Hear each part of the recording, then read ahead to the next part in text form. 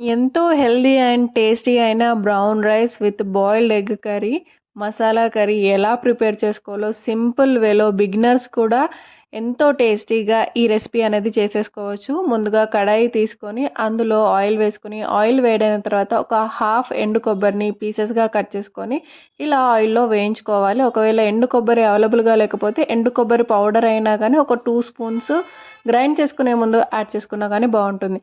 ఇప్పుడు అదే కడాయిలో 2 మీడియం సైజు ఆనియన్ని ఇలా స్లైసెస్ లాగా కట్ చేసుకొని కొద్దిగా వేయించుకోవాలి. తర్వాత బాగా పండిన ఒక టమాటోని చిన్నగా కట్ చేసుకొని ఇందులో యాడ్ చేసుకొని ఆనియన్ అండ్ టమాటోని బాగా మిక్స్ చేసుకొని టమాటో మెత్తబడేంత వరకు కుక్ చేసుకోవాలి. వన్స్ ఇలా మెత్తబడిన తర్వాత స్టవ్ ఆఫ్ చేసుకొని అది చల్లారకు పెట్టుకోవాలి. ఇప్పుడు నేను బ్రౌన్ రైస్ రెసిపీ అనేది చెప్తున్నాను. బ్రౌన్ రైస్కి 1:2 రేషియోలో వాటర్ని యాడ్ చేసుకోవాలి. ఒకే కుక్కర్లో రైస్ అండ్ బ్రౌన్ రైస్ ఎలా ప్రిపేర్ చేసుకోవాలో చూపిస్తున్నాను. ముందుగా కుక్కర్లో వాటర్ పోసుకోవాలి. తర్వాత 1:2 రేషియోలో మనము రైస్కి తగ్గట్టుగా వాటర్ని యాడ్ చేసుకొని బ్రౌన్ రైస్కి వేడి ఎక్కువగా ఉండాలి అండ్ అలా అని ఎక్కువ టైం పడుతుంది కుక్ అవ్వడానికి. అందుకోసమని బ్రౌన్ రైస్ ఉన్న బౌల్ని కింద పెట్టేసి వైట్ రైస్ ఉన్న బౌల్ని నేను పైన పెడుతున్నాను. పిల్లలు బ్రౌన్ రైస్ అంత ఇష్టంగా తినరు కదా, సో శ్రీయన్ కోసం అని వైట్ రైస్, మా కోసం బ్రౌన్ రైస్. కుక్కర్ని హై ఫ్లేమ్లో ఒక విజిల్, లో ఫ్లేమ్లో 2 విజిల్స్ తీసుకున్న తర్వాత స్టవ్ ఆఫ్ చేస్తే మనకు రైస్ అనేది కుక్ అయిపోతుంది. ఇప్పుడు చల్లార్చుకున్న ఎండు కొబ్బరిని పౌడర్ చేసుకోవాలి. ఫస్ట్ కొబ్బరిని పౌడర్ చేసుకున్న తర్వాతనే ఆనియన్ అండ్ టమాటోని గ్రైండర్ చేసుకోవాలి. ఫస్టే మనం ఆనియన్ అండ్ టమాటోని యాడ్ చేస్తే ఎండు కొబ్బరి అనేది తొందరగా పౌడర్ అవ్వదు. సో అందుకోసమని ఫస్ట్ ఎండు కొబ్బరిని పౌడర్ చేసిన తర్వాత ఆనియన్ టమాటోస్ని యాడ్ చేసుకొని దాన్ని కూడా పేస్ట్ చేసుకోవాలి. ఇప్పుడు ఇది పుదీనాని కంప్లీట్గా ఆప్షనల్. కొద్దిగా పుదీనాని కడిగి యాడ్ చేసుకుంటే టేస్ట్ కూడా చాలా బాగుంటుంది. నా స్టైల్ ఆఫ్ ఎగ్ కర్రీలో నేను కంపల్సరీ పుదీనాని యాడ్ చేస్తాను. ఇప్పుడు కొద్దిగా పుదీనా యాడ్ చేసుకొని కొంచెం వాటర్ యాడ్ చేసుకొని ఇలా ప్యూరీ లాగా ప్రిపేర్ చేసుకొని పెట్టుకోవాలి.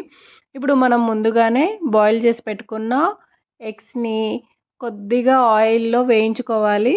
ఆయిల్ వేసి ఆయిల్ వేడైన తర్వాత పసుపు, ధనియా పౌడరు, కొద్దిగా కారము అలాగే సాల్ట్ని యాడ్ చేసుకొని బాయిల్ చేసుకున్న ఎగ్గుల్ని కొద్దిగా ఘాట్లు పెట్టుకొని దాన్ని ఒక 2 మినిట్స్ మీడియం ఫ్లేమ్లో ఫ్రై చేసుకోవాలి.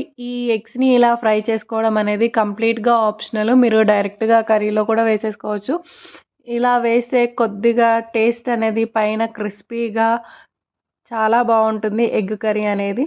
సో ఒక్కసారి ఇలా ట్రై చేసి చూడండి. ఇది కంప్లీట్గా ఆప్షనల్, ఎగ్స్ని అలా ఫ్రై చేసుకోవడం. ఫ్రై చేసుకున్న ఎగ్స్ని పక్కన పెట్టేసుకొని తర్వాత ఒక బౌల్లో ఆయిల్ వేసుకొని ఆయిల్ వేడైన తర్వాత కొద్దిగా కరివేపాకు, అది కూడా ఆప్షనలే. తర్వాత అందులోనే మనం ముందుగా రెడీ చేసి పెట్టుకున్న టమాటో ఆనియన్ ప్యూరీని వేసుకొని కొద్దిగా వేయించుకోవాలి. తర్వాత అందులోనే 1 టీ స్పూన్ అల్లం పేస్ట్ని యాడ్ చేసుకోవాలి. అల్లం పేస్ట్ నుండి పచ్చివాసన వెళ్ళిన తర్వాత పసుపు, ధనియా పౌడరు, 1.5 టీ స్పూన్ వరకు కారము, అలాగే టేస్ట్కి తగ్గట్టుగా సాల్ట్ని యాడ్ చేసుకొని ఒక్క 1 మినిట్ దాన్ని కలిపేసి పక్కకు పెట్టుకోవాలి. ఈ ఉప్పు కారాలు అనేది బాగా పట్టించాలి. తర్వాత అడుగు మాడకుండా ఉండడానికి కొద్దిగా వాటర్ని యాడ్ చేస్తున్నాను. ఇలా మసాలాలన్నీ కలిపేసిన తర్వాత మనం ముందుగా ఫ్రై చేసి పెట్టుకున్న ఎగ్స్ని ఇందులో యాడ్ చేసుకోవాలి. ఒక్కసారి కలిపేసుకొని ఒక 1 మినిట్ మూత పెట్టుకొని కుక్ చేసుకోవాలి. తర్వాత మనకు లిక్విడిటీకి తగ్గట్టుగా వాటర్ని యాడ్ చేసుకోవాలి. మనము థిక్గా ఉండాలి అంటే వాటర్ కొంచెం తక్కువ యాడ్ చేసుకున్నా సరిపోతుంది. కానీ రైస్కి తినాలి అన్నప్పుడు కొంచెం లిక్విడిటీ ఉంటేనే బాగుంటుంది కదా. ఇది కుక్ అయిన తర్వాత మళ్ళీ దగ్గరకు వచ్చేస్తుంది గ్రేవీ అనేది. సో ఎంతో సింపుల్గా మనకు ఎగ్ కర్రీ ప్రిపేర్ అయిపోయింది. ఒక్క 5 మినిట్స్ కుక్ చేసుకుంటే ఇలా ఆయిల్ అనేది పైకి వస్తుంది. ఇలా ఆయిల్ అనేది పైకి వచ్చింది అని అంటే మనకు కర్రీ అనేది రెడీ అయిపోయినట్టే. ఒకసారి మళ్ళీ కలిపేసుకొని అందులో మనము టేస్ట్ ఒకవేళ సాల్ట్ అటు ఇటుగా ఉంటే అప్పుడు యాడ్ చేసేసుకొని ఒక 1 మినిట్ కుక్ చేసుకొని అందులోనే కొత్తిమీర యాడ్ చేసుకొని క్యాప్ పెట్టేస్తే అయిపోతుంది. వేడి వేడిగా ఎగ్ కర్రీ రెడీ. అలాగే మనం ముందుగా రెడీ చేసి పెట్టుకున్న white rice and brown rice కూడా ఎంతో సింపుల్ అండ్ టేస్టీగా అయిపోతుంది. నేను అట్ ఎ టైం 2 ఒకేసారి షూట్ చేయడం వల్ల దీని క్లిప్స్ తీయడం మర్చిపోయాను. కానీ హై ఫ్లేమ్లో ఒక విజిల్, అలాగే లో ఫ్లేమ్లో 2 విజిల్స్ తీసుకున్న తర్వాత మనకు వేడి వేడిగా వైట్ రైస్ కూడా చూసారు కదా ఎంత బాగా కుక్ అయిపోయిందో. నెక్స్ట్ నేను బ్రౌన్ రైస్ని కూడా కుక్ చేస్తాను. బ్రౌన్ రైస్ మనం కుక్ చేసుకోవాలి అన్నప్పుడు ముందుగానే మినిమం ఒక ½ అన్ అవర్ టు 1 అవర్ ముందుగానే మనం నానబెట్టుకోవాలి. అలా నానబెట్టుకున్న రైస్ అయితేనే మనకి ఈ బ్రౌన్ రైస్ అనేది పర్ఫెక్ట్గా కుక్ అవుతుంది. అప్పటికప్పుడు కుక్ చేసుకుంటే బ్రౌన్ రైస్ అనేది సరిగ్గా కుక్ అవ్వదు.